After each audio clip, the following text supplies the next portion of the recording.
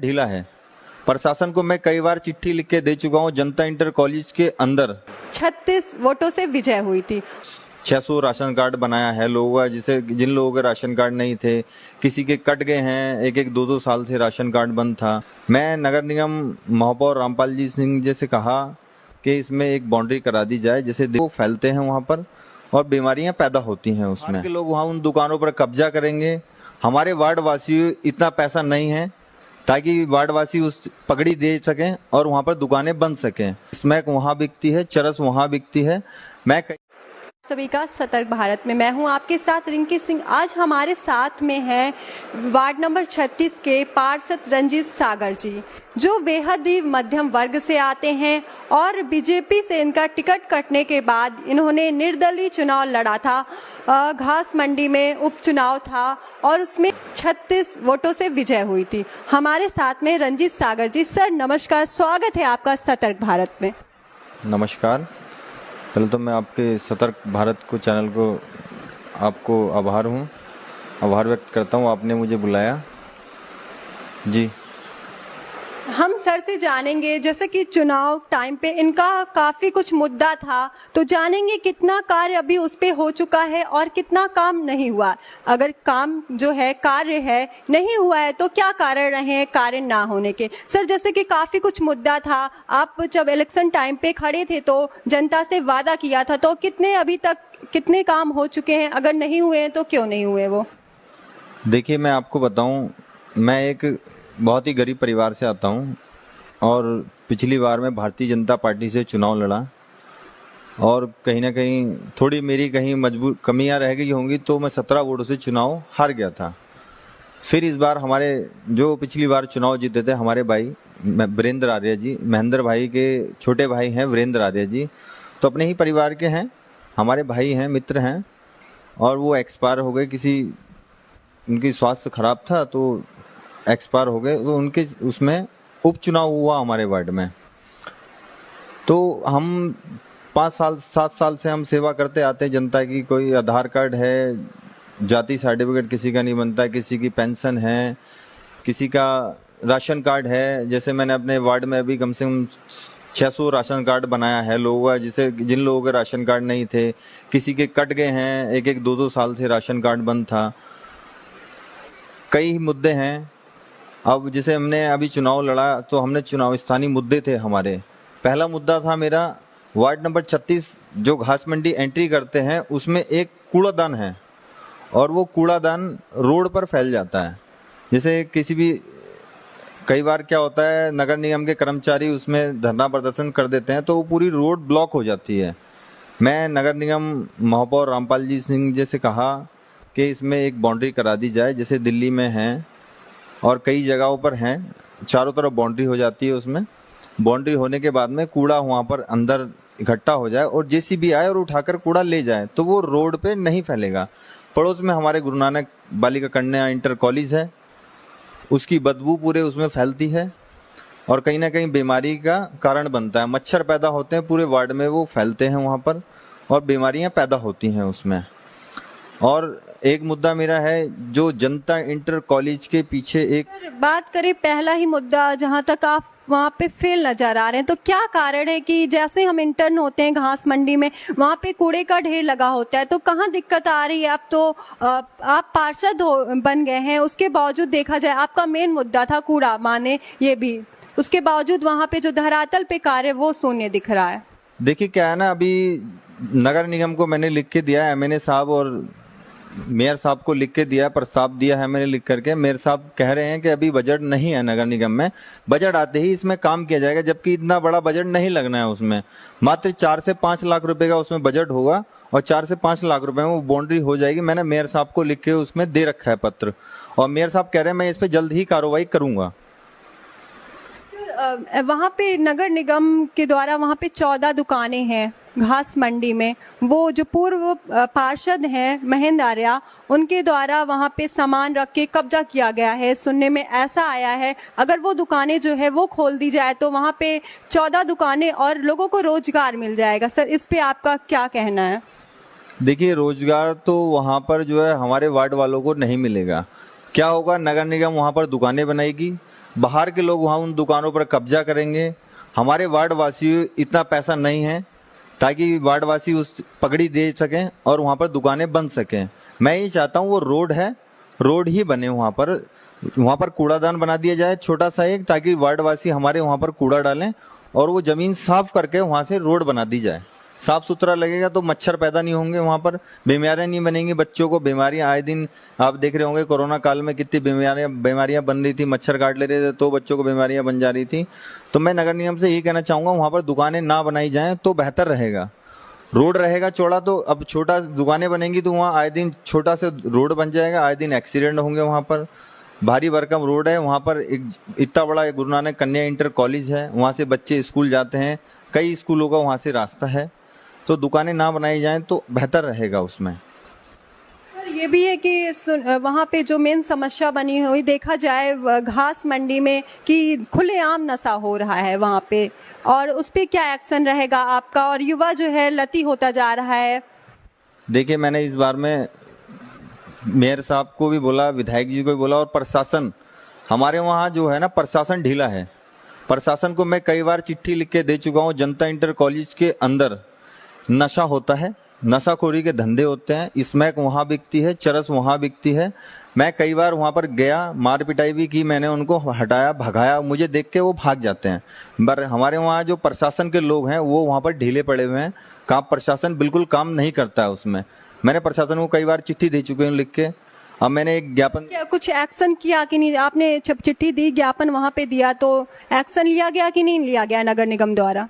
Action लिया गया। कई बार क्या होता है जैसे प्रशासन वहाँ आता है, आगे वो भागे, फिर प्रशासन बाद में नहीं आता है। मैं डीएम साहब को एक चिट्ठी देने जा रहा हूँ इसी नशे के लिए कि वहाँ पर हमारे वार्ड से नशा बंद किया जाए। अब अब हमारे वार्ड में जैसे बंगाली कॉलोनी से लोग आते हैं, सिमनगर से लोग आते हैं, तो हमारे वार्ड के जो मेरी टीम है, हमारे लड़के हैं जो हमारे साथ के यार दोस्त हैं, वो वहाँ से भगाने का उनको काम कर रहे हैं। मेरे वादा था जो चुनाव में कि हमने वहाँ से नशा मुक्त करना है वार्ड। तो हमारी जो टीम है, हमारे साथ के लोग हैं, वो जनता इंटर कॉलेज में लगे हुए हैं और नशा अब कम है। वहाँ पर नशा नहीं बिक रहा, इतना नहीं है मगर फिर भी नशा बिक रहा है। अगर प्रशासन जोर मारेगा तो वहाँ से नशा खत्म हो सकता है। अब हमारे वहाँ कई शराब तस्कर हैं, शराब बिकती है, खुलेआम शराब बिक रही है। हम उनसे बोलते हैं तो कई बार वो नेताओं के भी कुछ टच में रहते हैं, प्रशासन के टच में रहते हैं, तो प्रशासन वहाँ पर फोकस नहीं करता है। तो देखा यहाँ पे किस तरह से बड़ी बात कही है कि प्रशासन वहाँ पे एक बार तो जा चुका है, उसके बाद कोई एक्शन नहीं लेता है। सर अभी किस तरह से आगे का प्रोसेस रहेगा? आपका वार्ड है तो ध्यान आपको भी देना चाहिए, तो क्या करने वाले हैं आगे फिर वार्ड को लेकर आप? देखिए मैम, मैं आपको बताऊं, अगर छोटे स्तर से जैसे थाने चौकी से काम नहीं होता है तो मैं ज्ञापन डीएम साहब को मैंने ज्ञापन बना के रखे तैयार, मैं ज्ञापन तैयार रख के आया हूँ। मैंने केवल डीएम साहब को ज्ञापन सौंपना है इस चीज़ को लेकर, ताकि चौकी वाले कार्रवाई नहीं कर रहे हैं उसमें, कोतवाली कार्रवाई नहीं कर रही है उसमें। मैं डायरेक्ट डीएम साहब को इसलिए ही ज्ञापन देने जा रहा हूँ ताकि डीएम साहब प्रेशर डाल करके वो काम कराएं, वहाँ से नशा मुक्त किया जाए। अब छोटे छोटे बच्चे हैं वहाँ पर नशा कर रहे हैं, कोई स्मैक पी रहा है, तो कोई चरस पी रहा है, तो कोई गांजा पी रहा है, कोई शराब पी रहा है, खुलेआम वहाँ पर शराब बिकती है। हमने कई बार प्रेशर बंद कराई, कई बार वहाँ पर बंद कराई, तो क्या होता है कुछ लोगों के जान पहचान के टच में। क्वेश्चन की कहाँ पे लगता है किसके द्वारा यहाँ जो चल रहा है, या फिर कहें कि कहाँ पे ढिलाई है जो ये खुलेआम हो रहा है? देखिए प्रशासन की लापरवाही है इसमें। प्रशासन चाहे तो सब कुछ कर सकता है। हमने प्रशासन को कई बार चिट्ठियां दी हैं, वहाँ से नशा मुक्त किया जाए, दुकानें बंद करी जाए वहाँ से नशे की। क्या होता है शाम को, अब जैसे हम वहाँ जाएंगे तो नशे बंद हो जाते हैं, लोग हमें देख के भाग जाते हैं। हम कहीं जैसे कोई दूसरा काम आता है उधर के चले जाते हैं। कई बार क्या होता है जैसे मैं बाहर चला गया, इत्तेफाक किसी की कोई दुर्घटना हो जाती है, कोई बीमार पड़ जाता है, तो किसी को लेके मुझे हल्द्वानी भी जाना पड़ता है, किसी को दिल्ली भी लेके जाना पड़ता है, किसी को बरेली भी लेके जाना पड़ता है। तो हमारे पीछे वो फिर काम चालू कर देते हैं, फिर हमें देखते हैं, फिर वो बंद कर देते हैं। अब मैं ये प्रशासन को ही कहना चाहूंगा, प्रशासन वहाँ पर फोकस डाले और वहाँ के नशे सारे मुक्त करे जाएं, नशे बंद करे जाएं वहाँ पे। बहुत बहुत आभार आपका कि आपने सतर्क भारत को इतना कीमती समय दिया अपना। धन्यवाद आपका। मैं आपको एक बताना चाहूंगा, मेरे मुद्दे हैं कुछ जिसमें मैं चुनाव लड़ा था, मैं आपको वो मुद्दे बताना चाहूंगा। देखिए मेरे घर के सामने एक शहीद रामकुमार आर्या पार्क है, जो उस पार्क को लेके आए दिन लड़ाई झगड़े होते रहते हैं। और अभी चुनाव में भी जो हमारे विपक्ष के लोग थे, कांग्रेसी लोग, जो भी विपक्ष हमारे लोग थे, उन्होंने उस चीज़ को देसी और पहाड़ी बात करा चुनाव में। जबकि मैं पैदा उस वार्ड में हुआ हूँ, मेरे पापा वहाँ के रहने वाले, मेरे पापा उस वार्ड में पैदा हुए। देसी वोट को एक प्रकार से खेला गया, मान लीजिए। हाँ जी, ये खेल विपक्ष के लोग खेल रहे थे, देसी पहाड़ी कर रहे थे। जबकि मैं पैदा उस वार्ड में हुआ, मेरे पापा उस वार्ड में पैदा हुए, हमारा सब पर्वतीय समाज के लोग, हम सब एकजुट होकर रहते हैं, हमारा सबके घर आना जाना है। पर्वतीय समाज हमारा भाई है, हमारे सब भाई लोग हैं, माता बहनें हैं, हम सब एकजुट होकर रहते हैं। मगर कुछ क्या थे, विपक्ष के लोग जो थे ना, वो उसमें खेला कर रहे थे। आपके अभी कितने मुद्दे हैं और कितनों पर कार्य हो गया है, कितने बाकी हैं अभी? मैं आपको बताऊं, ये मेरे 16 मुद्दे हैं। तो अभी कितने 16 मुद्दों में से कितने पर कार्य हो चुका है? देखिए, इसमें कार्य अभी 1-2 मुद्दे हुए हैं। जैसे मैं रामकुमार आर्या पार्क में मैंने नगर निगम को दिया गया, मगर नगर निगम ने नहीं किया। फिर तो हमने एक, हमारी ट्रस्ट है जो आपस में हम लोग हैं, हमारे समथिंग 50 से 60 हम मित्र हैं जो अपने वार्डवासी एकजुट होकर रहते हैं। तो उसमें हमने अभी, जैसे हमने हरेला पर्व था, हरेला पर्व पे हमने रामकुमार आर्या पार्क में 50 पौधे लगाए। उसकी, जिसकी मैं खुद देखभाल करता हूँ। मैं सुबह उठता हूँ तो सबसे पहले उसमें पानी लगाता हूँ मैं, ताकि वो पेड़ बड़े हों और पर्यावरण रहे हमारे वार्ड में, अच्छा रहे। जैसे कि मैंने इसमें लिखा हुआ है, आदर्श कॉलोनी शहीद रामकुमार आर्या पार्क की जो प्रतिमा है, वो जबकि अष्ट धातु की लगनी चाहिए वहाँ पर, ताकि विपक्ष के पास हमारे लिए कोई मुद्दा ही ना रहे। एक अष्ट धातु की वहाँ पर प्रतिमा लगनी चाहिए, उसकी चारों तरफ से ग्रिल लगनी चाहिए, सुंदरीकरण होना चाहिए, उसमें सीढ़ियाँ बननी चाहिए चढ़ने के लिए, ताकि हम लोग जाएं, कोई भी बंदा आए वहाँ पर माला अर्पण करा जाए। देखिए, शहीद क्या होता है ना, शहीद जो एक शहीद हो जाता है ना, हमारा एक फौजी शहीद हो जाता है, वो शहीद सबका होता है। एक जो फौजी होता है वो पर्सनल अपने घर का होता है, जब एक वो शहीद हो जाता है तो वो सबका होता है। मगर कुछ लोग कहते हैं कि हमारा पार्क, हमारा रामकुमार आर्या पार्क तो देखिए एक सबके लिए पार्क है, वो सब बच्चे वहाँ खेलने आएंगे।